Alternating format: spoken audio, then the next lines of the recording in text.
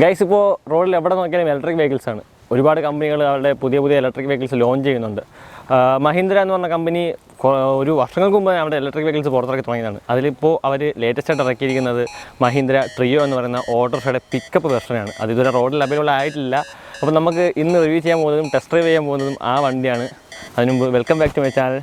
I am പിച്ചു.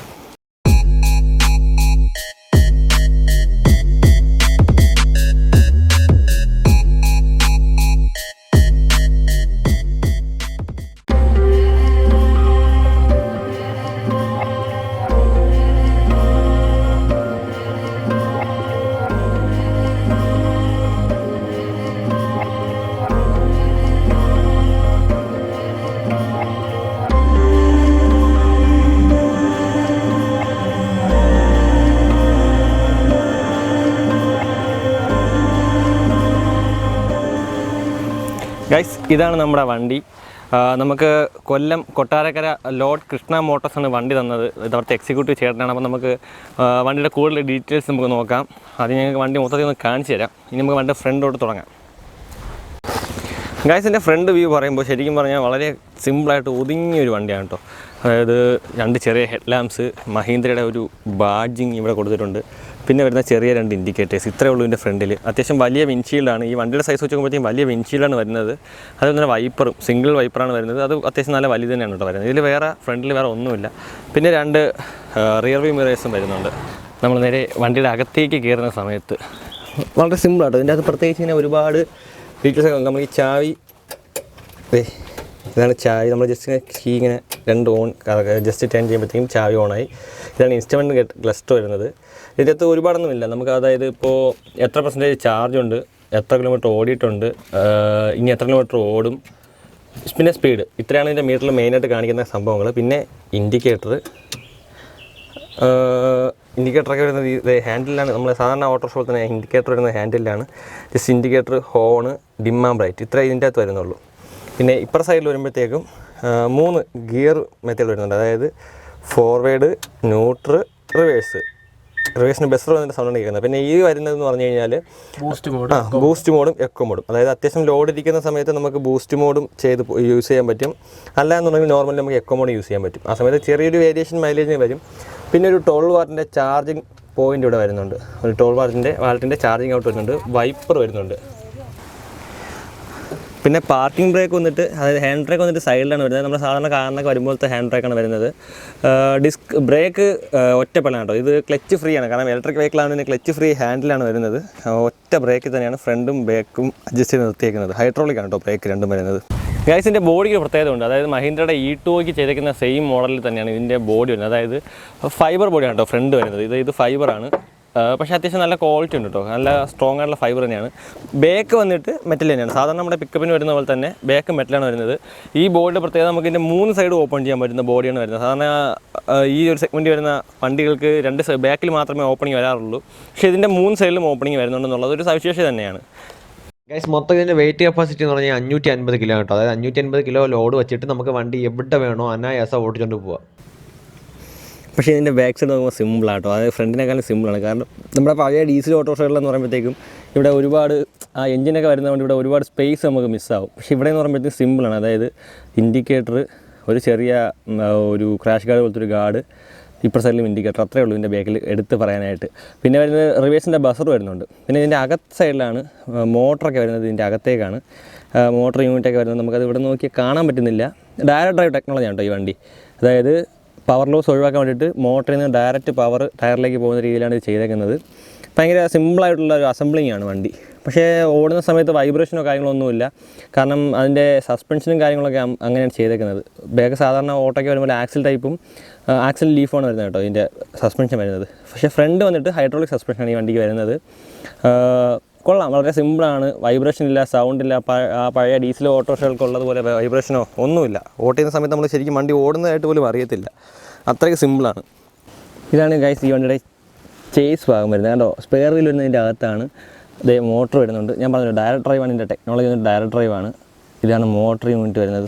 അതായത് അത്യാവശ്യം കുറച്ച് ഹൈറ്റ് ഉള്ളതുകൊണ്ട് പെട്ടെന്ന് വെള്ളം കയറും അങ്ങനെയുള്ള പ്രശ്നമൊന്നുമില്ല. ഈ വണ്ടി ആയതുകൊണ്ട് വലിയ സീനില്ല. കാര്യം അത്യാവശ്യം നല്ല ഗ്രൗണ്ട് ക്ലിയറൻസ് വരുന്നുണ്ട്. സാധാരണ ഓട്ടോറിക്ഷയ്ക്ക് വരുന്ന പിക്കപ്പിന് വരുന്ന തന്നെ ഗ്രൗണ്ട് ക്ലിയറൻസ് വന്നിട്ട് വരുന്നുണ്ട്. അതുകൊണ്ട് വലിയ വിഷയമില്ല. ഗൈസ് ഈ സീറ്റിൻ്റെ അടിയിലാണ് ഇതിൻ്റെ ബാറ്ററി വരുന്നത്. ഈ സീറ്റിൻ്റെ അടിയിലാണ് ഇതിൻ്റെ ബാറ്ററി വരുന്നത്. നമുക്ക് തുറന്ന് കാണാൻ പറ്റത്തില്ല, കാരണം അത് സർവീസ് സെൻറ്ററിൽ കൊണ്ട് ഓപ്പൺ ചെയ്താൽ മാത്രമേ നമുക്ക് കാണാൻ പറ്റത്തുള്ളൂ. അല്ലെങ്കിൽ നമുക്ക് നോക്കാമായിരുന്നു. പക്ഷേ ഫ്രണ്ട് വന്നിട്ട് പറഞ്ഞില്ലേ, നമ്മൾ സാധാരണ ഓട്ടോറിക്ഷയിൽ എങ്ങനെയാണോ ഡീസൽ ഓട്ടോറിക്ഷയിൽ വരുന്നത് അതുപോലെ തന്നെയാണ്. പിന്നെ ഇതിൻ്റെ ഒരു മിസ്സിങ് എന്ന് എനിക്ക് തോന്നിയത് ഒരു സോളാർ പാനൽ ഉണ്ടായിരുന്നു എന്നുണ്ടെങ്കിൽ വണ്ടി ഈ കുറച്ചുകൂടി ഓട്ടോമാറ്റിക്കലി സെൽഫായിട്ട് ചാർജ് ആവുന്ന ഒരു ഇതുകൂടെ വന്നായിരുന്നെങ്കിൽ കുറച്ചുകൂടി വണ്ടി അതിൻ്റെ ഒരു പ്ലസ് പോയിൻ്റായിട്ട് നിന്നേനെ അത് എന്നൊരു ചെറിയ സംശയം മാത്രമേ എനിക്ക് മിസ്സിങ് മാത്രമേ തോന്നിയുള്ളൂ. ഗൈസ് ഇതിൻ്റെ ബോഡി ഫൈബർ ആണെങ്കിലും ഇതിൻ്റെ അകത്തൊരു ഫ്രെയിം, സ്റ്റീലിൻ്റെ ഫ്രെയിം കൊടുത്തിട്ടുണ്ട് കേട്ടോ ഗൈസ്. ഒരു അടിപൊളിയായിട്ടൊരു ഫ്രെയിം കൊടുത്തിട്ടുണ്ട്. അതപ്പോൾ വണ്ടിക്ക് കുറച്ചുകൂടി ഒരു സ്ട്രോങ്ങും ഒരു വണ്ടി ഒരു ചെറിയൊരു ഹിറ്റൊക്കെ വന്നാലും വണ്ടി താങ്ങാനുള്ള ആ ഒരു കെൽപ്പ് വണ്ടിക്കുണ്ടാവും. പിന്നെ ഇതിൻ്റെ മറ്റൊരു സവിശേഷത എന്ന് പറയുമ്പോൾ നമുക്ക് സാധാരണ ഓട്ടോറിക്ഷയിൽ വരുന്ന ബാക്ക് സൈഡിൽ ഒരു വിൻഡോ വരും. ഇത് ഓപ്പൺ ചെയ്ത് കഴിഞ്ഞാൽ നമുക്ക് ജസ്റ്റ് ആ ബാക്ക് സൈഡിലെ ക്യാബിനിൽ ഇരുന്നുകൊണ്ട് ബാക്ക് സൈഡിലേക്ക് നോക്കാനും, അതായത് ബാക്കിൽ ഇരിക്കുന്ന ആൾക്കാരോട്ടും അല്ലെങ്കിൽ ബാക്കിൽ സാധനം എന്തെങ്കിലും ഇരിക്കുകയാണ് നമുക്ക് ജസ്റ്റ് നോക്കാനൊക്കെ ആ ഒരു സംഭവം വളരെ ഹെൽപ്പ് ചെയ്യും. പിന്നെ പറഞ്ഞില്ല ശരിക്കും പറഞ്ഞാൽ ഇതിൻ്റെ ആ ഒരു ഫ്രണ്ട് വ്യൂ പോയിൻറ്റ് നല്ല രസമാണ്. അതായത് വിൻഷീൽഡ് അത്യാവശ്യം വലിയ വിൻഷീൽഡാണ്, അപ്പോൾ നല്ല സ്പേസ് കിട്ടുന്നുണ്ട്. പിന്നെ ആ വലിയ മിററാണ്, റിയർ വ്യൂ മിറർ കൊടുത്തേക്കുന്നത്, വളരെ വലിയ റിയർ വ്യൂ മിററാണ് കൊടുത്തേക്കുന്നത്. അത്യാവശ്യം നല്ല ലുക്കുണ്ട് കേട്ടോ, വണ്ടി കാണാനും നല്ല ലുക്കുണ്ട്. ആ ഒരു പെർഫോമൻസ് വൈസും വണ്ടി നല്ല ലുക്കുണ്ട്.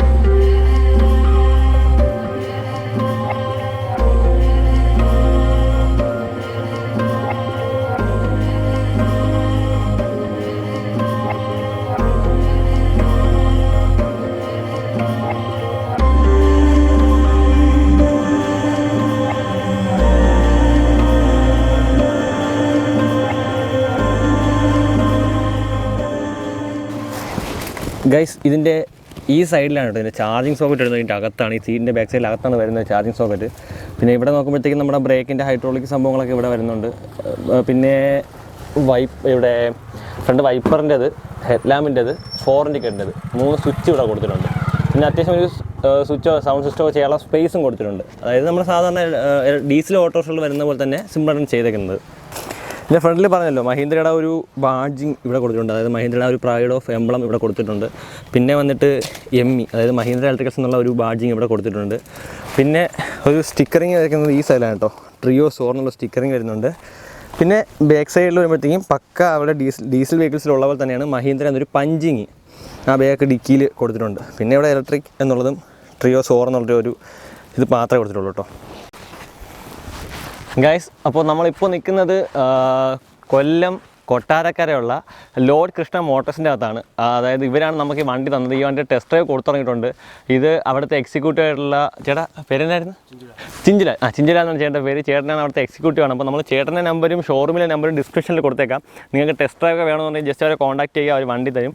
ഒരു 110 കിലോമീറ്ററാണ് ഇതിൻ്റെ റേഞ്ച് പറയുന്നതെങ്കിലും ഞാൻ ഗ്യാരണ്ടി ആയിട്ട് എൻ്റെ ഒരു പേഴ്സണൽ എക്സ്പീരിയൻസ് വെച്ച് ഞാൻ പറയുകയാണ്. നിങ്ങൾക്കൊരു ഡെയിലി 100 കിലോമീറ്റർ പർപ്പസിൻ്റെ അകത്തുള്ള ഒരു ഓട്ടം ഉണ്ട് എന്നുണ്ടെങ്കിൽ നിങ്ങൾക്ക് ഉറപ്പായിട്ട് ഈ വണ്ടി എടുക്കുക. ഇത് 3 മോഡലിൽ വണ്ടി വരുന്നുണ്ട്. ഒന്ന് പിക്കപ്പ്, ഒന്ന് പിന്നെ ബാക്ക് ഇങ്ങനെ കവറിങ് ബോഡി അടിച്ചത്, പിന്നെ ഒന്ന് ഫ്ലാറ്റ് ബോഡി, അങ്ങനെ 3 മോഡലിൽ ഇതിൻ്റെ പിക്കപ്പ് വെർഷൻ വണ്ടി വരുന്നുണ്ട്. അപ്പോൾ നിങ്ങൾക്ക് വണ്ടി എന്തെങ്കിലും ആവശ്യം എന്തെങ്കിലും സംശയം ഉണ്ടെങ്കിൽ ജസ്റ്റ് അവരുടെ നമ്പറിൽ വിളിക്കുക അല്ലെങ്കിൽ കോൺടാക്ട് ചെയ്യുക. എന്നിട്ട് വന്ന് വണ്ടി ടെസ്റ്റ് ചെയ്ത് നോക്കുക. കാര്യം വണ്ടി ഭയങ്കര സൈലൻ്റ് ആണ്. 2 പൊല്യൂഷൻ എന്നുള്ള സാധനം ഉണ്ടാക്കുന്നില്ല വണ്ടി, 1% പോലും പൊല്യൂഷൻ ഉണ്ടാക്കുന്നില്ല. അപ്പോൾ നിങ്ങൾക്ക് ധൈര്യമായിട്ട് 100 കിലോമീറ്ററൊക്കെ ഉള്ള റൈഡ് ഉണ്ട് എന്നുണ്ടെങ്കിൽ ഡെയിലി ഉണ്ട്, അല്ലെങ്കിൽ ഡെലിവറി എന്തെങ്കിലും പർപ്പസ് ആണെങ്കിൽ ഉറപ്പായിട്ട് നിങ്ങൾക്ക് വണ്ടി എടുക്കാം, ഗ്യാരണ്ടിയാണ്.